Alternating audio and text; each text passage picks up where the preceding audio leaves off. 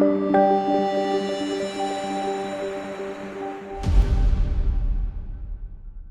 right, Alex. Is it ethical to use a profile building service to draft your papers for you? No, it is not ethical to do so. I think that we're seeing AI be used in a lot of different ways in business operations and disrupting a lot of things, but we should not discount how it might actually be used by the government as well. So when you're using these companies to potentially use ghostwriters to write articles for you that you're going to then include in your EB1A filing.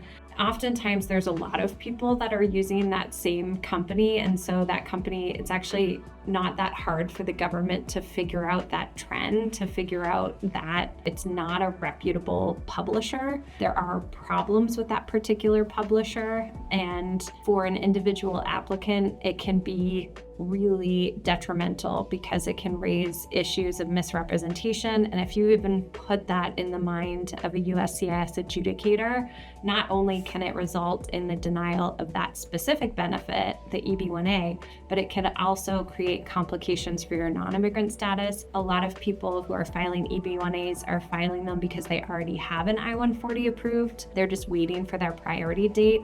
It can cause complications with that I-140. I mean, you never know what's going to happen, but in general, for these situations, not only is it extremely weak evidence for your case, it's truly problematic evidence for your case, and not only for your case, but for your status. Has USCIS determined that any specific service or journal or membership is fraudulent? Do you know of any cases? We don't know of any specifics in terms of whether USCIS has flagged specific publishers, flagged, specific evidence that you might be submitting as problematic or as fraudulent or have issues around it in terms of misrepresentation or things like that. I don't think it's that clear cut yet that there's a list, but I think that what we are seeing as a trend is that USCIS is raising this question in RFEs more and more. They're raising questions around, did you actually write this article? They're raising questions around the publisher itself. They're definitely asking more questions about this. So I think you can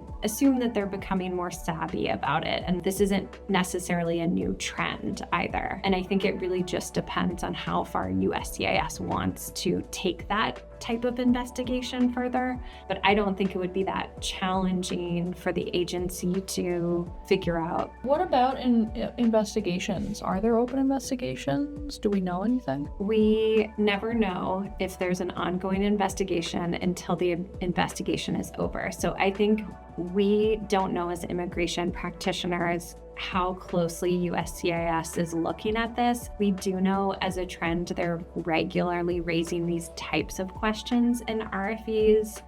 We see them in the consultations that we hold. People are asking questions about that. So to my knowledge, I don't think there is a public investigation, but we have no idea in terms of how closely USCIS is looking at this and what the future implications of being connected to this problematic type of evidence might have for someone.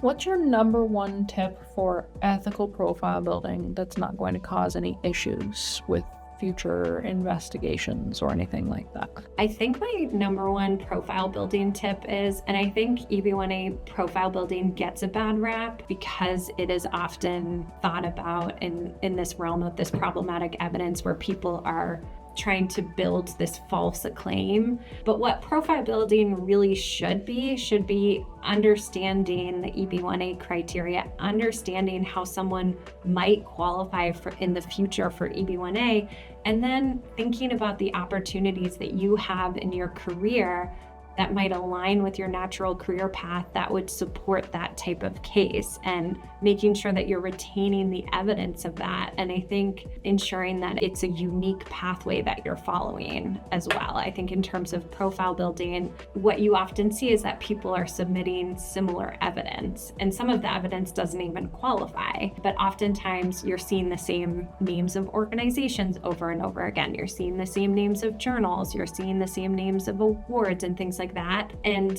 that's amplified on the adjudicator side. They're seeing a ton of cases. They're looking at this on a daily basis, right? So you want to distinguish yourself from that. I really do think that concise, well-supported EB1A cases with a good narrative are how you're going to create the best case possible.